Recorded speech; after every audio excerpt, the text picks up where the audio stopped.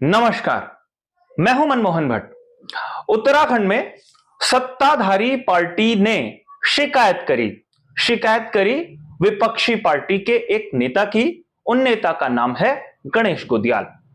गणेश गोदियाल ने कुछ दिनों पहले एक आरोप सत्ताधारी पार्टी पर लगाया, प्रत्याशियों पर लगाया, या कह लीजिए सीधा सीधा पौड़ी गढ़वाल के प्रत्याशी अनिल बलूनी पर लगाया। उनका आरोप था कि बीजेपी के प्रत्याशी चुनाव में शराब बांटने की कोशिश कर रहे हैं और 9,300 पेटियां शराब रखी गई हैं सतपुली में, और इसका इस्तेमाल चुनाव में होना है और यह अवैध शराब चुनाव में बांटी जानी है। यह खबर फैली आग की तरह। सारे नेशनल से लेकर रीजनल से लेकर दूसरे मीडिया हाउसेस ने भी इस खबर को बहुत प्रमुखता के साथ चलाया और बीजेपी के प्रत्याशी को ऐसा लगा कि निशाने पर गणेश गोदियाल ने ले लिया। लेकिन विपक्षी पार्टियों के इस आरोप को लेकर अनिल बलूनी पहुंचे चुनाव आयोग। अनिल बलूनी के टीम के लोग चुनाव आयोग पहुंचे और आयोग ने गणेश गोदियाल को एक नोटिस जारी कर दिया। नोटिस जारी यह किया गया है कि यह जो आरोप उन्होंने लगाया है यह बेबुनियाद है, और जिन शराब की पेटियों को बांटे जाने का आरोप लगाया गया है वो शराब की पेटियां उस फैक्ट्री में सुरक्षित हैं जो सतपुली में खोली गई थी। और 21 मार्च की तारीख बताई गई है कि 21 मार्च को कई राजनीतिक लोगों के आंखों के सामने सील किया गया था इस फैक्ट्री को। तो आपने ये झूठी खबर क्यों प्रचारित करवाई? यह सवाल गणेश गोदियाल से पूछा है चुनाव आयोग ने।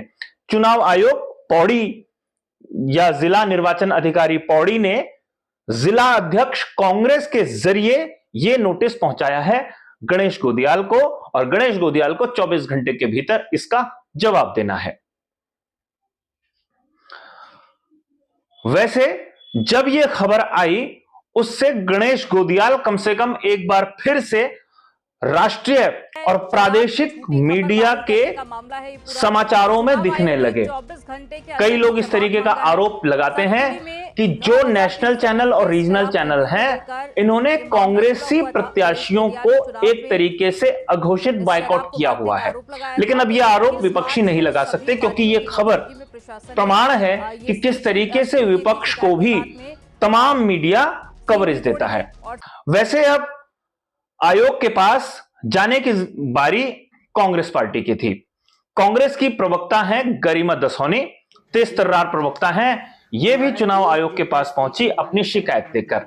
शिकायत इस बारे में थी कि जिस तरीके से चुनाव में जय श्री राम के नाम का नारा लगाया जा रहा है, तमाम मंदिरों में इस तरीके की भीड़ इकट्ठी होती है और जय श्री राम का नारा लगाकर चुनाव प्रचार किया जा रहा है, और यह आदर्श आचार संहिता का उल्लंघन है।